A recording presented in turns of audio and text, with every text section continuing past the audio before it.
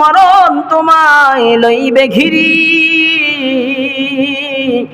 যদিও সুদূর আকাশ প্রাণে পালাও সেথায় লাগিয়ে সিঁড়ি।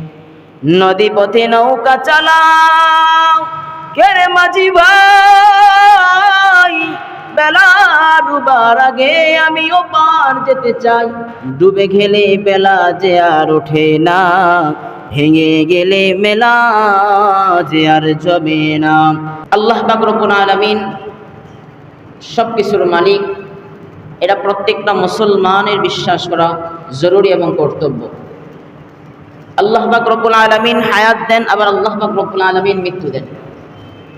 দুনিয়ার কোনো মানুষ হায়াত দিতে পারে না, আবার মৃত্যু দিতে পারে না। কথা বলেন ঠিক কিনা?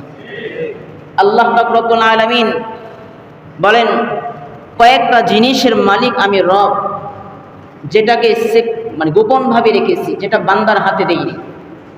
কোনো বান্দার হাতে আমি আল্লাহ পাক রব্বুল আলামিন এমন কিছু জিনিস আছে যেগুলো আমি দেইনি। তার মধ্যে একটি হলো মৃত্যু। কার জন্ম কখন হবে, কার মৃত্যু কখন হবে সেটা জানেন কে? সবাই বলেন, কে জানেন? আল্লাহ পাক রব্বুল আলামিন জানেন। আল্লাহ পাক রব্বুল আলামিন জানেন যে কার মৃত্যু কখন, কোথায়, কিভাবে হবে। এটা একমাত্র আল্লাহ পাক রব্বুল আলামিনের জ্ঞানে আছে। আরেকটি জিনিস হলো যে আলিমুল গায়েব, গায়েবের খবর, অদৃশ্যের খবর জানেন যিনি, তিনি কে? আল্লাহ পাক রব্বুল আলামিন জানেন। আরেকটি জিনিস হলো যে বান্দা কোথায় থেকে রিজিক আসবে, কোথায় থেকে তুমি কখন, কোথায়, কিভাবে রিজিক গ্রহণ করবা, কতটুকু গ্রহণ করবা, সেটার খবর রাখেন কে? সবাই বলেন, কে রাখেন? দুনিয়ার মানুষ এটা রাখে না। নচেত দুনিয়ার মানুষ যদি এগুলি রাখতে পারত, তাহলে তারা নিজেরাই খোদা দাবি করে বসতে। কথা বলেন ঠিক কিনা? এজন্য আল্লাহ পাক রব্বুল আলামিন কিছু জিনিস তার কাছে রেখেছেন যেগুলো হলো গোপনীয় জিনিস। তার মধ্যে একটি হলো জন্ম এবং মৃত্যু। আজকের আলোচনা বিষয় হবে মৃত্যু নিয়ে। এই মৃত্যুর খবর একমাত্র আল্লাহ পাক রব্বুল আলামিন জানেন, এবং তার জ্ঞানে, তার ভান্ডারে এটা জমা রয়েছে। আমি কত সেকেন্ড, কত মিনিট পৃথিবীর জমিনে বাঁচবো, কখন মরবো, কোথায় মরবো, কে কোথায় মৃত্যুবরণ করবে, এটার খবর যিনি রাখেন তিনি কে? আল্লাহ পাক রব্বুল আলামিন। আল্লাহ পাক রব্বুল আলামিন সকলের মৃত্যুর খবর রাখেন, সকলের জন্মের খবর রাখেন।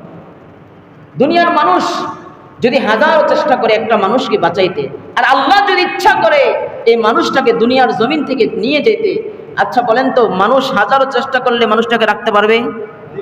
তার হায়াত দিতে পারবে? কখনো দিতে পারবে না। কারণ আল্লাহর সিদ্ধান্তের বাহিরে দুনিয়ার মানুষের সিদ্ধান্ত কোনো গ্রহণযোগ্য নয়।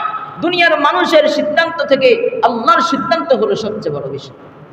এজন্য আল্লাহ পাক রব্বুল আলামিন বলেন, যে বান্দা, যে মানুষটার জন্ম দুনিয়া একবার হয়েছে, ওই মানুষটার মৃত্যু একবার না একবার হবে। কথা বলেন ঠিক?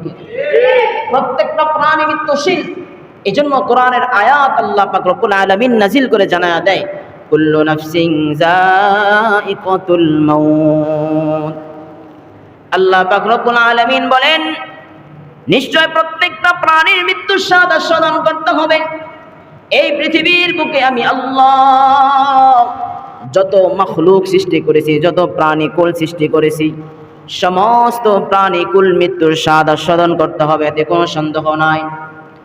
সমস্ত প্রাণীকুলকে মৃত্যুর স্বাদ আস্বাদন করতে হবে। আমি রব পৃথিবীর বুকে যত মাখলুক সৃষ্টি করেছি, সবগুলি মাখলুককে একদিন না একদিন মৃত্যুর স্বাদ আস্বাদন করতে হবে। আমি এখানে বসে বসে কথা বলতেছি, এমন একটা সময় আসবে আমিও দুনিয়ায় থাকবো না।